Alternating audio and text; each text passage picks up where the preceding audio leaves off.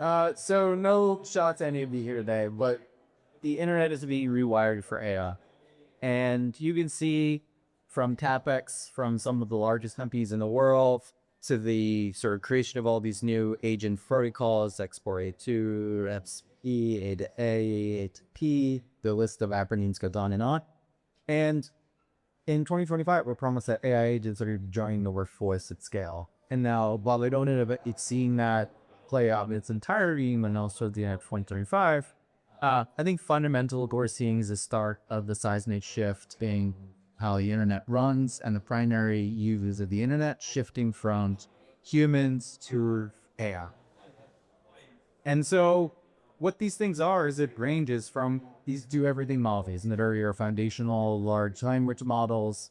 And this it's the biggest 6 here, but there's about 50 of these top models that I would consider relevant from this discussion.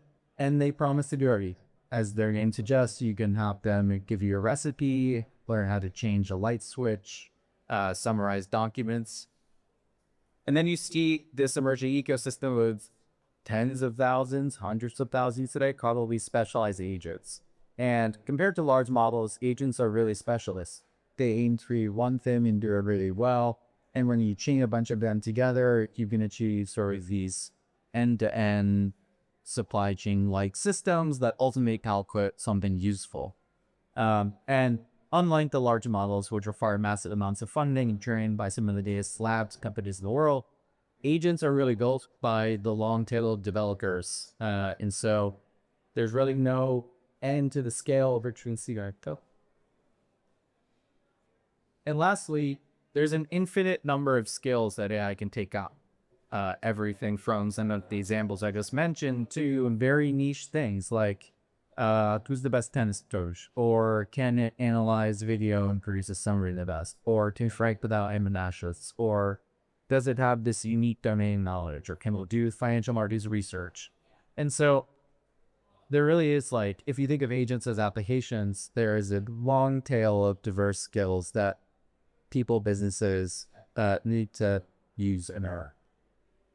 So businesses primarily want to know which AI to invest in. Some businesses are building their own AIs internally, and some are figuring out which ones to adopt. And ultimately, they have to make that decision of, do I buy or build? Did the AI my son build internally?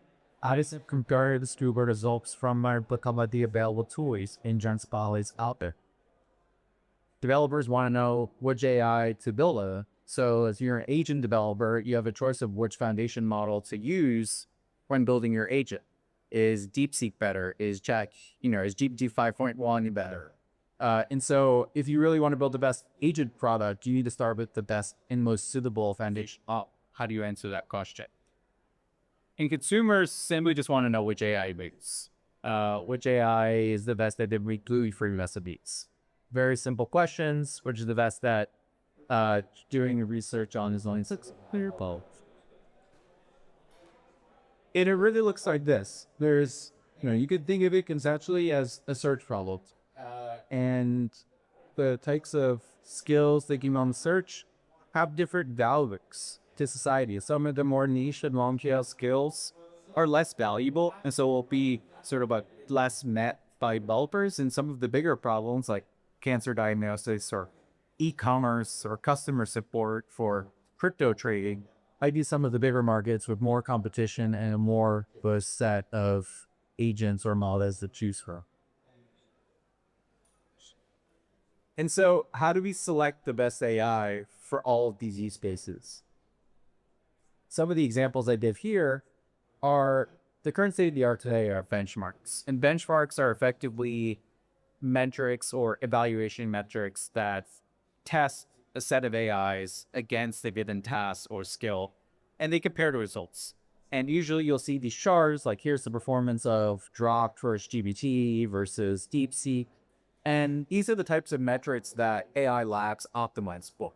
So call that benchmarks. And it was really what we're seeing is the sort of the limits. It was like rapidly approaching the limits, the benchmarks for AI evaluation selection.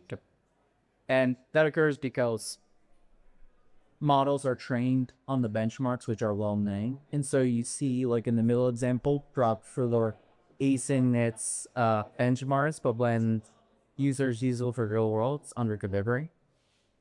Benchmarks also are limited to the number of skills they test. Yeah, they're usually designed by academics. They're usually testing things like abstract math or reasoning with these things, maybe safety if we're lucky. But those cast judge the use spaces that people have for it irrelevant. And so it's impossible for a centralized point of view to test every model and every agent out there on every skill. So how do you actually learn, well, who's the best? And this difficulty only scales here, bro. And as an AI ecosystem grows, the number of skills that go on for an AI is exponentially increasing. And the number of AI tools being built around the world are exponentially increasing. So if we have a ranking your reputation system for AI that is limited to only a handful of models and a handful of skills, how does it fit out? So all we really want to recall are urban arenas where AI proves themselves. And the cycle kind of works like this. Users, businesses, or anyone that needs to answer a question, which AI is best at X, can fund an arena. And that incentivizes agent builders or AI builders to come and submit their tools and be included in this onchain competition. And users or participants can come in and curate the AI tools they think will be the best. So it sort of functions a little bit like curation market dynamics in there. And that provides forward-looking signal about how do you think the results of this will play out. Because sometimes you need to run many arenas over iterations in order to get statistical significance. So this inks provide a bit of a short circuit on that.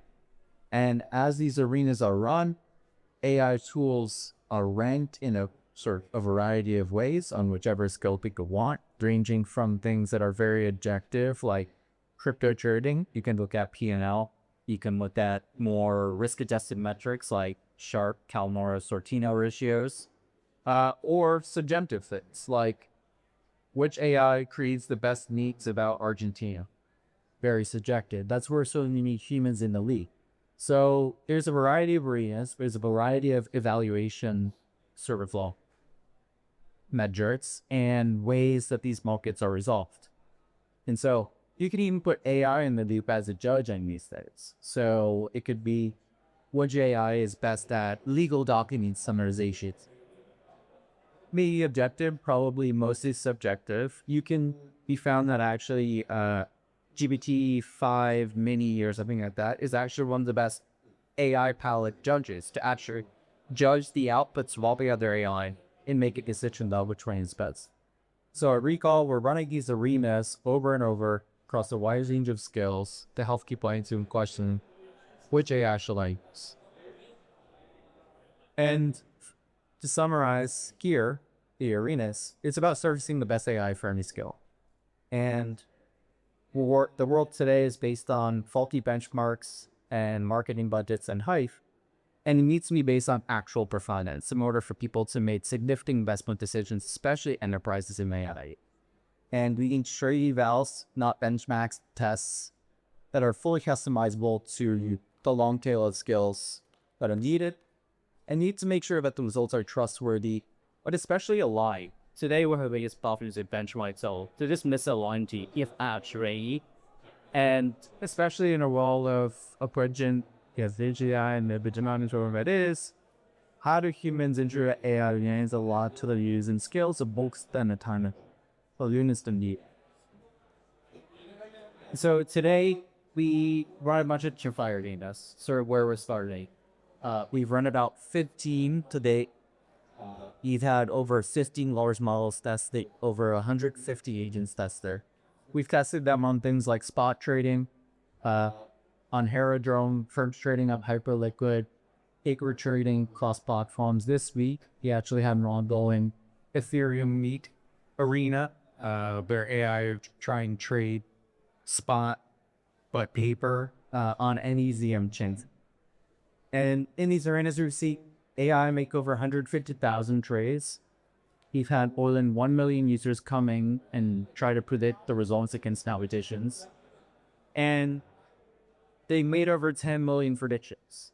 And so it's really not something just reserved for business developers or enterprises to figure out what the best AI is, but it actually brings users in the loop, generating signal before those markets provide much to discuss it with us. And what we're launching in the coming weeks are custom weeks. And so to date, we sort of pulled the community and launched a bunch of DeFi because that's what people in crypto I said they would choose for. But we're expanding the platform and opening it up so that anyone can create any arena for any skill they need. And there's a lot of really interesting use cases here, like co-made arenas. We built one internally to figure out which AI agents or tools were best at making PRs to our code base, as I recall. And so we ran this very niche arena that's very specific to our protocol and community. And we sort of think of it as we're using a rebus to intervene the AI for the job of creating code for recall. And we've already run a few iterations of this, and we're going to look at that arena up to other organizations or institutions. None two code cases I like. And so they will all have some amount of nuance and customization required. And our developers act as human-in-the-loop evaluators. So these AIs compete, they all submit PRs. Our team looks at that and sort of starts to pick which ones are close or which ones require the least rounds of feedback to get to sort of merge. And over time, we figure out one AI best suits up for base. Use arenas dinner. We have an exciting arena coming up for those being the US. The week of Thanksgiving Day football geeks. There's 3 this year. And we have a 1-day arena where we're seeing which models are the best at predicting play calls. So who's the best play caller for football in the US? So we're going to be running arena where these AI, every single play will be submitting the predictions on what the play will be. And then the system sort of observes for different data feeds what the actual play was, can be able to see which AI is the best pitch, more or less. People can participate, predict which AI are the best. Poly market, we're riffing on the markets, arenas where we're going to figure out which of the riders are the best that trade on Polymer, making predictions of all. And we had an upcoming one with Item Cloud, where we will be running a version of a DeFi arena where all agents and models are on Item Clouds. We share not only the performance of these AI, but actually the execution as well. So these are a few examples and they're things we will now, but really the possibilities are endless here. And it's all powered by this RePaul token. So, sort of that loop we talked about before where funding, competitions, curation, the discovery, all powered crypto on chain. And honestly, the arena is open. So today, commit to join or create the arenas you mean to interview the AI that's credible to you. As a user or an observer, you can bat in the AI and earn if we're correct. And if you're a builder, you can build AI that excels at either Venus equal create, and you can, so sort of the self-reinforcing career.